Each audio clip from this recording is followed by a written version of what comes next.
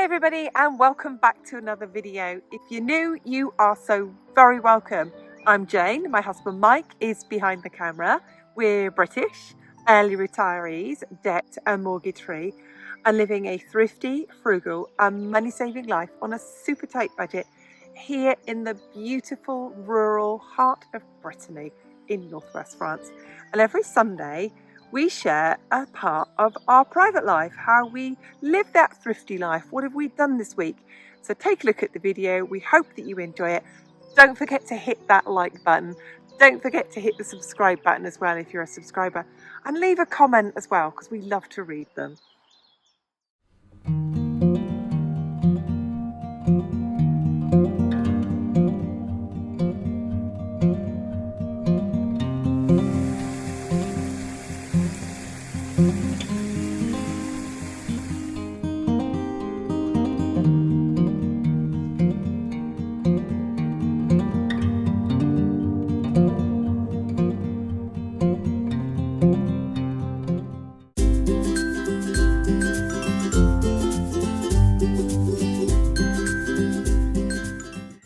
Hello from a very excited me in my brand new polytunnel. This is all very new to me and very exciting.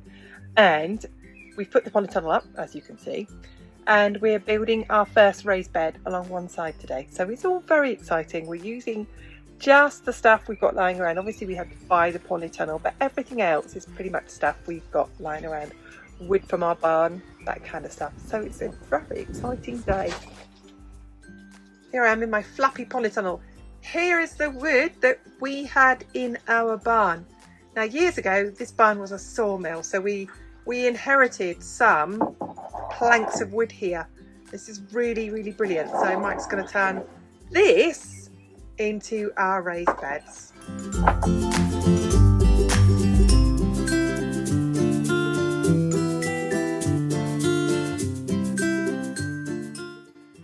I do like to show progress as I go along. So in the bottom here is cardboard, which I wetted. The weight of this bed is also contributing to keeping the polytunnel in place, as is the huge great piece of granite there.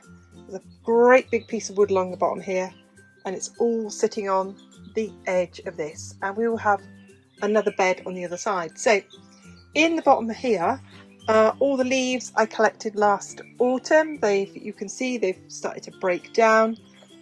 I'm not going to put wood in the bottom of this one. I'm going to experiment, see if it works best with wood in the bottom or not in the bottom, because polytunnels are not forever. So that's what's in that one. I need to go and get more leaves and then more wood chippings to go in here, then the horse manure, and then finally we'll buy some compost. So a few weeks ago, or a couple of weeks ago, we showed you a trip to go and collect all of this well-rotted horse manure, and now I get to use it. So you can see I've got tons of bags of it here, probably 20 bags of it here, and I'm going to wheelbarrow it right down there. And I'm huffing and puffing because it's not just next to it, so I'll wheelbarrow it all the way down there, all the way around the back of the barn to my polytunnel. Many of you have been asking about my raised bed vegetable garden, so I thought I would share it with you. I thought I'd share you where we get our water from to begin with. We've got a small river at the bottom of our garden, which by summertime is just a stream. And as long as there's no drought restrictions, we are perfectly allowed to draw water from that river. And we've got a lovely bit by the bottom of the garden, and we sit there on that flat bit at the bottom of the garden. And there, tucked away behind our barn, is our raised beds. Let's start with the first one. As you can see, I've got strawberry plants in here. They're only tiny, they'll take time to ripen. There's several types in here. So there we go. Number one bed, strawberries. I will have to put a net over this any day soon. Let's look at the next raised bed. In here I have got celery, coriander, lettuce. I've got cabbages, which are a bit moth-eaten. I think something's been at them. I've got beetroot to thin out, and I've got spring onions. They take a lot of watering. They get watered every night, but anyone with raised beds will tell you They do take a lot of water. Then in the next raised bed, I've got some more fruit. I've got some raspberries and some thornless blackberries. Blackberries are doing really well. They're already showing signs that they're going to start flowering. And underneath there, you can see I've planted some lettuce there as well. I've got another little pot of strawberries here. These are really cute, tiny little strawberries. Then I've got a bed of potatoes, and every time they grow, I earth them up with another bag of compost. I don't worry about that. The compost will get used. I'll explain that in a moment. And in my last raised bed outside, we've got our runner beans growing up there, great big, they're about 8-foot long poles, and they'll grow right to the top of that. They do look a bit sad for themselves because the slugs have had them. I put down beer traps, I put down slug pellets to no avail. The young shoots get eaten, but as they start to climb up the pole, they sort of find their strength and they resist the slugs. So there's the river and a bit of the garden and into our polytunnel.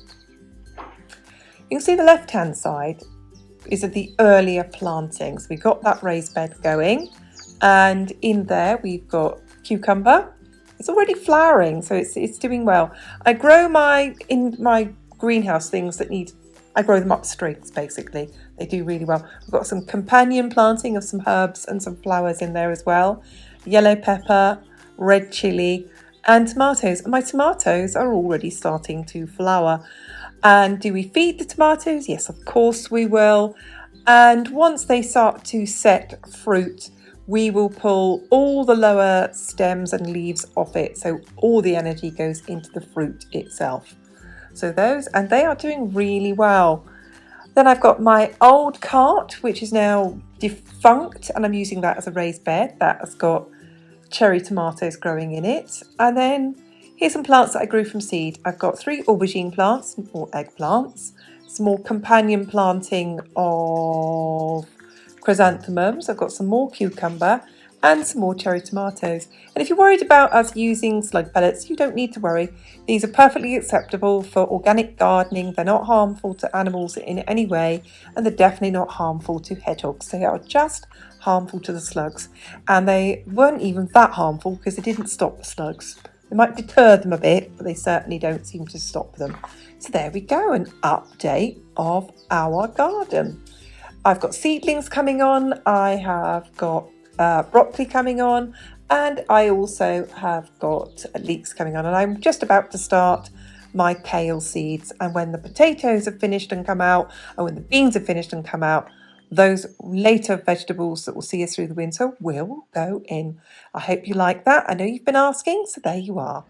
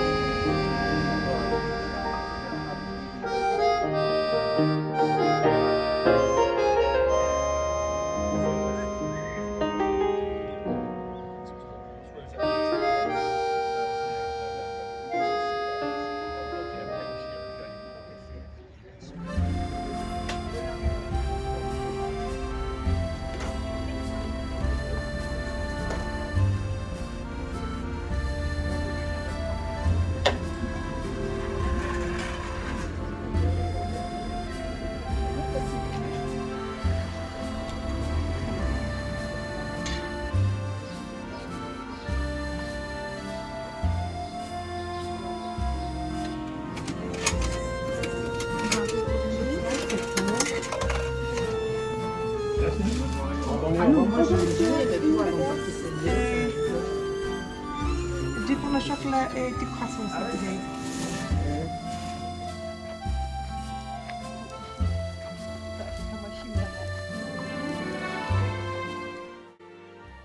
So we're just back from the village market. Our village has a market every Thursday. We do not go every Thursday, we do not shop in the market every Thursday, but we do at least every other week. We like to sort of spread our money around the local economy, and by shopping at the market we can do that. Some prices are the same as the higher priced supermarkets. It's obviously not as cheap as the big supermarkets, but like I said, we like to spread our money around the local economy. And I'll show you what we bought at the market today.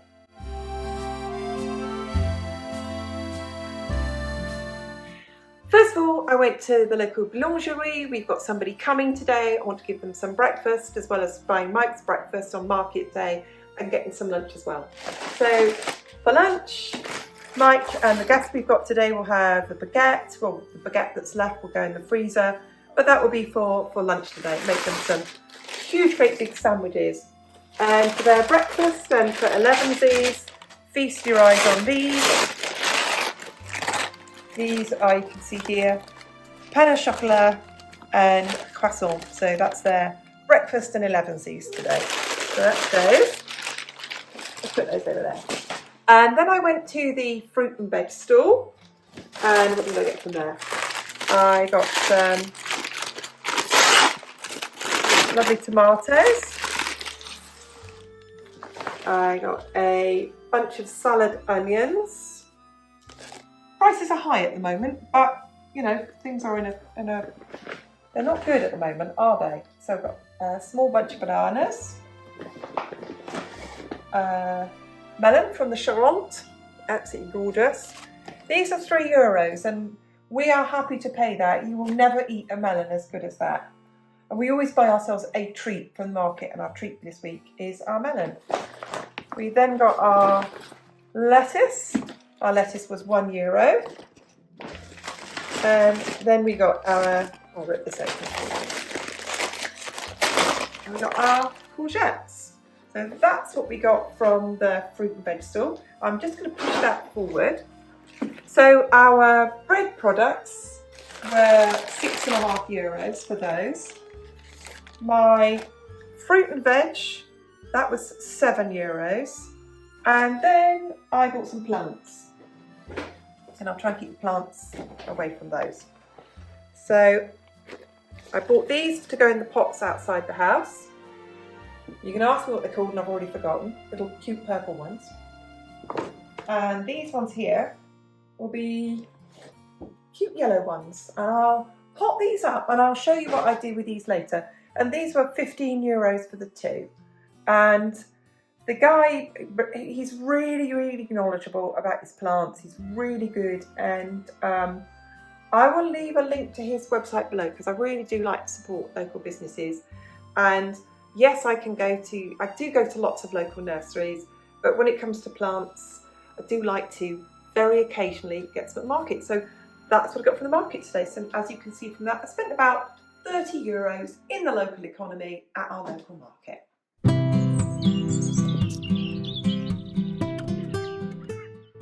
Just wait for the crow to stop crying. And there are my plants that I got from the market yesterday. Some purple flowering thingies, and the ones on the right will have yellow flowers.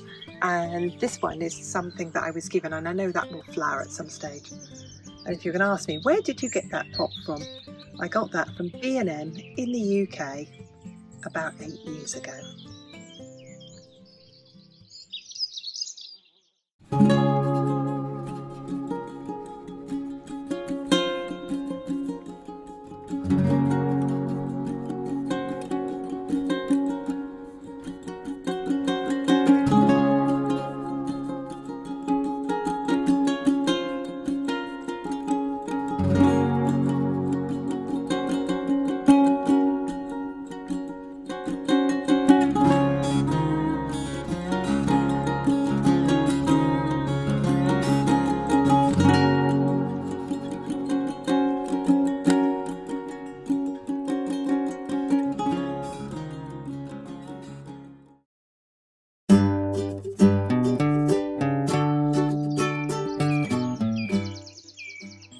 as the good weather has returned, Mike is able to continue working on the barn and closing in the side of it.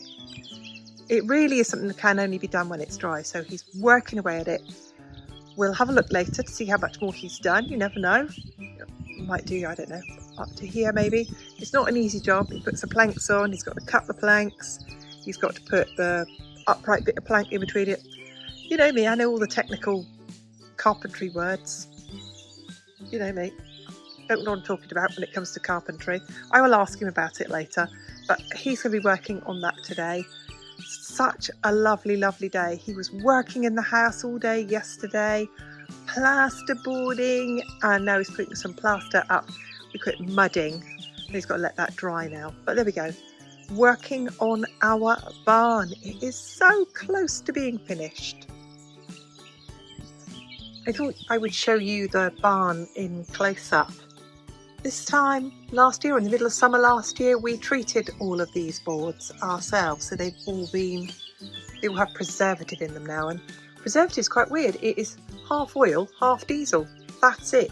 And it stops the wood from rotting. And if you remember from the video I made last year, this is wood from Welbeck, from here, from a local sawmill. So there it is.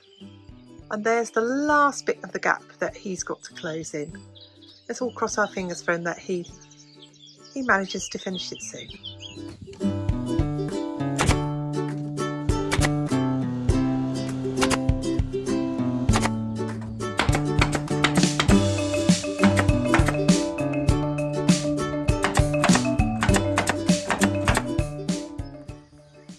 So here is the front side of our barn.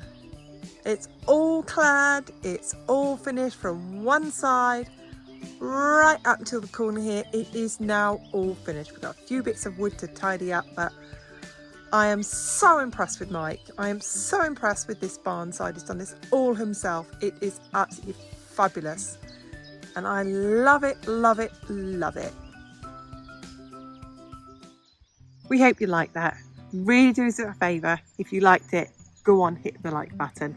We know so many of you are watching. More than half of you watching are not subscribers. So go on, hit the subscribe button. It costs you nothing. And don't forget to make sure that little notification bell is rung as well, so you don't miss any of our videos, because we make 3 videos a week.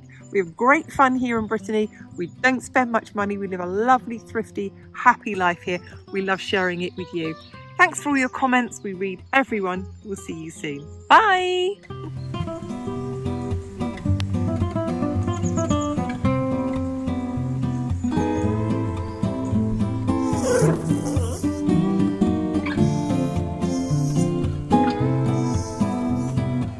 Ah!